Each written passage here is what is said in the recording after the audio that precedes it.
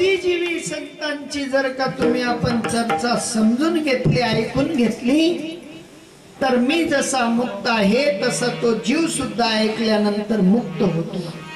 फाशी अज्ञानाला होते, पण ज्ञानाच्या संघात जर गेला तर तो फाशीपासून मुक्त होतो. तद्वत साधू महात्मे म्हणतात की बाबा तुम्ही काही करू नका, फक्त काय करा, तुम्ही फक्त भजन करा, काही करू नका. आणि भजन जर का करत राहिले तर मात्र कुठेही नुकसान होणार नाही. भजनाची रीत संत शिकवतात आणि त्या भजनाशी तुम्हा आपल्याला भजनानंदी बनवतात. आणि एकदा भजनानंदी जीव बनला की त्याला कुठल्याही प्रकारचं दुःख सत्वत नाही. दुःखापासून निवृत्त होण्याचा राजमार्ग संत दाखवतात.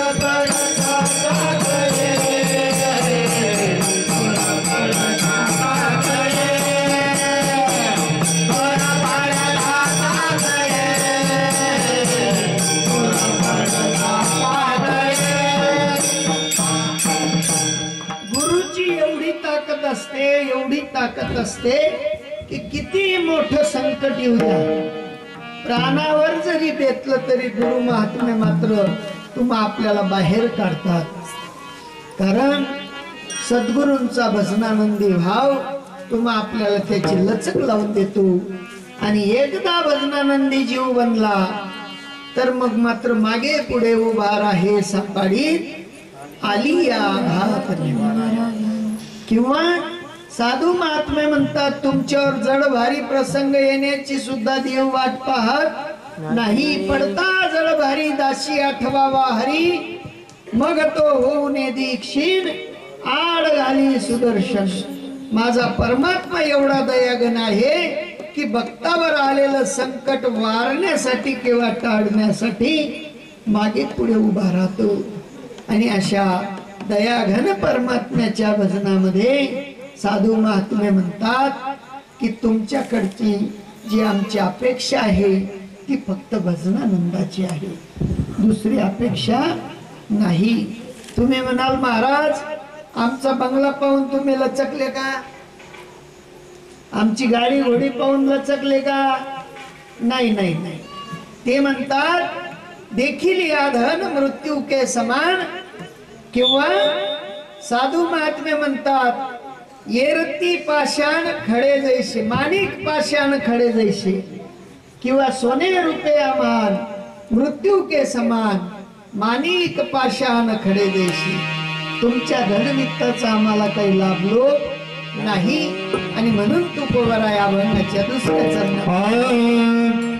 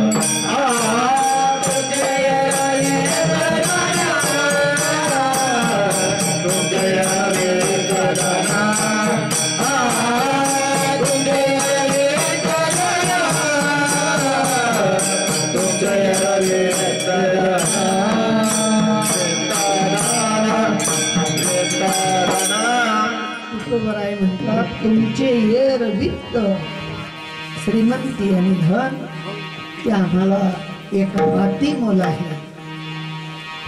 तुकोबराय म्हणतात आम्हा घरी धन शब्दांचीच रत्ने शब्दांचीच शस्त्रे पूजा करू. आमच्याकडे शब्दांचं महान धन आहे. एका मागून एक असे अनंत प्रकारचे शब्दांच्या मुखारविंदातनं जगत कल्याणासाठी निघतात. इतर विचार आमच्या ठिकाणी नाही. किंवा तुकया बंधूंचे धन तुकया बंधूचे जीवन गीता भागवत धन. साधूंकडे कुठलं धन आहे? गीता आणि भागवतासारखं धन साधूंकडे आहे. ते धन कधी भूक झोपू देत नाही आणि कधी दुखी उठवत नाही. पण सामान्य जीवाला असं वाटतं आम्ही केलं तर भेटेल. अहो ज्ञानी असलेला अर्जुन त्याला भ्रम झाला होता. अर्जुन म्हणायचा मी मारलं तर मरतील नाही तर मरणार नाही. भगवंत म्हणाले येड्या या खोकावळी जायला म्हणे. काय काय पाहिजे खोका येत नुसतं धक्का मारी मारी कंडाई दे म्हणे. असले काय करा ना असं धक्का मारून कंडाव हे पहिल्यांदाच मरी जायला. पण अहंकारवश त्या अर्जुनाला सुद्धा मी आणि माझ्या भावाने नाडलं आणि त्यालाही मात्र त्या संपदेचा देहाचा देहयष्टीचा खूप मात्र गर्व झाला. पण साधू महात्मे म्हणतात या सगळ्या गोष्टींचा विचार त्यागायचा आहे. जसा जसा विचार त्यागला जाईल तसं तसं मन आणि अंतकरण मात्र प्रसन्न होईल.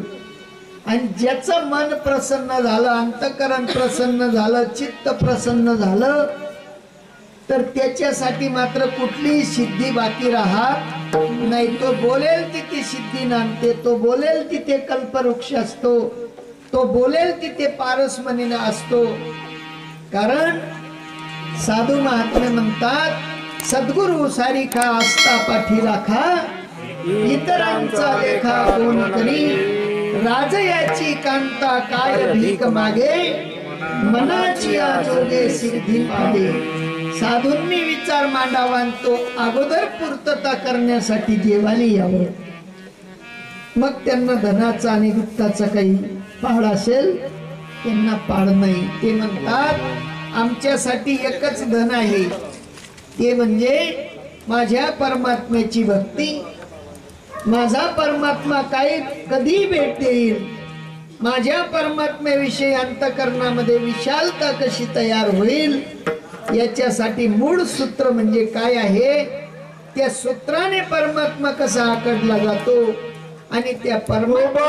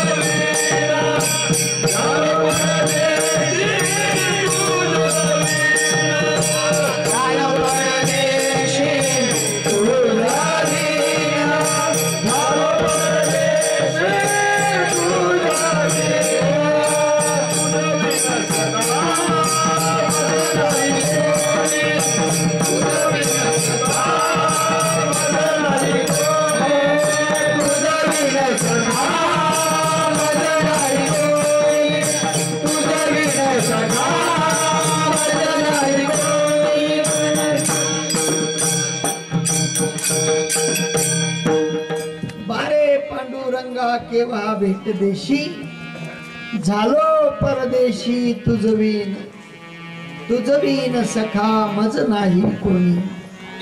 देवा तुझ्या वाचून माझा प्रिय सखा मित्र आप्त इष्ट या जगात कोणी नाही. तुझ्या एकाने मी मात्र पोरका झालेलो आहे. तू मला कसा प्राप्त होशील तू मला केव्हा भेट देशील आणि भेट कशाने होईल याचा आकलन मला होत नाही. आणि त्या वेळेला तुकोबाराय सांगतात, भेट आजही देव देतो, पण देवाचा अंकित होण्यासाठी साधू जी रीत सांगतात त्या रीतीचं अवलोकन झालं पाहिजे. तुकोबाराय अभंगाच्या तिसऱ्या कंठी मिरवा तुळशी, कंठी मिरवा तुळशी, हो कंठी मिरवा तुळशी, कंठी मिरवा तुळशी, कंठी मिरवा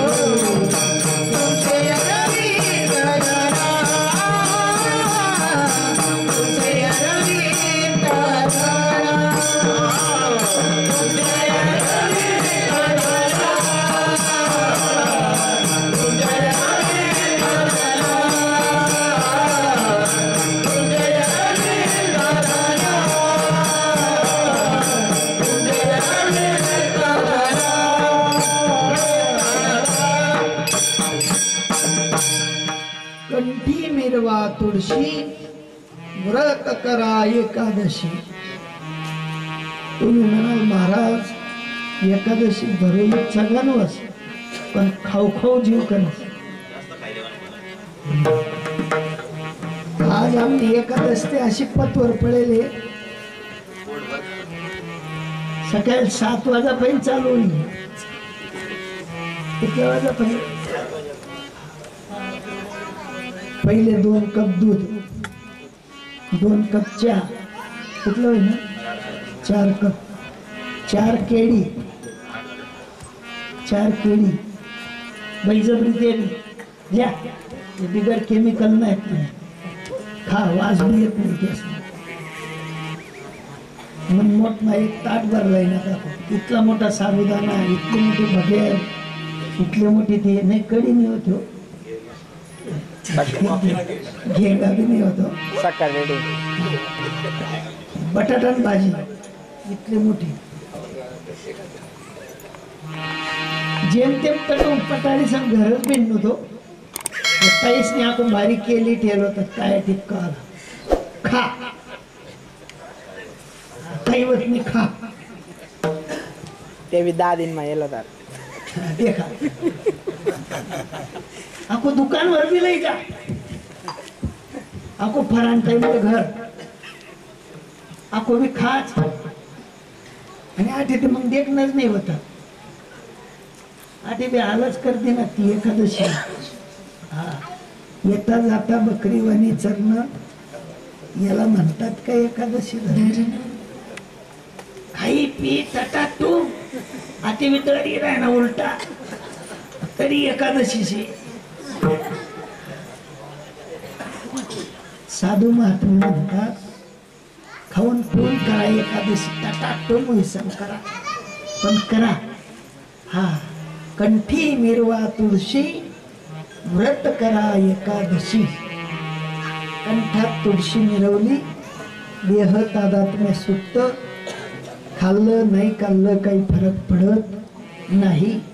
खाल्लं तरी एकादशी राहते आणि न खाता सुद्धा एकादशी राहते.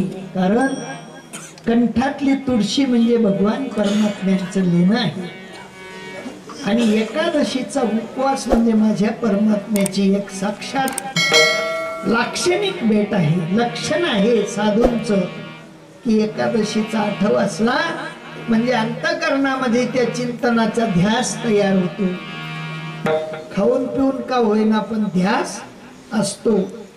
एकादशी आली म्हणजे कीर्तन भजन सत्संग आहे किंवा नाही याची जाणीव आतून होते आणि म्हणून तुकोबारायांना सांगावं लागलं, कंठामध्ये पवित्र अशी तुळशीची माळा धारण करा. शेवटला टाइमले त्या पाण्यातून तोंड मटाकान गरज पडवू नाही. जर माळा नाही धारण केली तर मात्र रडणारे आया माया सांगतील मग दादाला तोंड मातृशीला पान टाका. म्हणून पवित्र तुळशीची गळ्यात माळ धारण करा. साधू महात्म्यांचं आकलन करा. साधू महात्म्यांनी सांगितलेला रस्ता सोजवळ आहे. साधू महात्म्यांनी दाखवलेली धुरा तुमच्या आपल्या कल्याणासाठी आहे आणि कल्याणाचा रस्ता जो जो जीव आपलासा करतो त्या जीवाला भजनाखेरीज काही गोड लागत नाही. आणि म्हणून तुम्ही आपण सुद्धा एकदा मोठ्या प्रेमाने माझ्या परमात्म्याचं भजन करा. जय जय जय जय जय जय जय विठोबा कुमारी.